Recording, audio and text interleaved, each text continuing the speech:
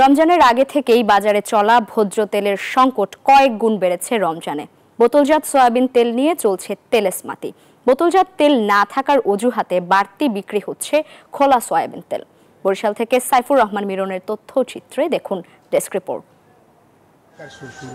বাজারে বোতলজাত সয়াবিন তেলের তীব্র সংকট। সেই সুযোগে বিপণন প্রতিষ্ঠানগুলো তাদের অন্যান্য পণ্য জোর করে চালানোর চেষ্টা করছেন। চাল, আটা, চা পাতা, সরিষা কিংবা অন্য যে কোনো পণ্য না কিনলে মিলবে না তেল, এমন অভিযোগ ক্রেতা সাধারণের। বোতলজাত তেল কোনো দোকানে পাওয়া যায় না। আপনি যদি অন্য কোনো সদাই করেন তাহলে দুই একটা থাকলে দেখা যায় দেয়। সয়াবিন তেলের খুবই সংকট, তেল পাওয়া যাইতেছে না। চাইলে দোকানে বোতল পাওয়া যায় না, লুজ সয়াবিন পাওয়া যায়। দোকানদার বলে যে অনেক সংকট, এখন নাই, লুজ সয়াবিন লয়ে যায়। 4 বোতল তেল কিনলে তার সঙ্গে বাজারে কম চলা বেশ কিছু পণ্য ধরিয়ে দিচ্ছেন ডিস্ট্রিবিউটররা। কেবল তেল বিক্রির জন্য ওইসব পণ্য আনতে বাধ্য হচ্ছেন বলে জানান খুচরা বিক্রেতারা। গতকালকে অতল চাইলাম, চাওয়ার পরে বললো যে এগেইনস্ট কিছু নেওয়া লাগবে, এমন না নেব না।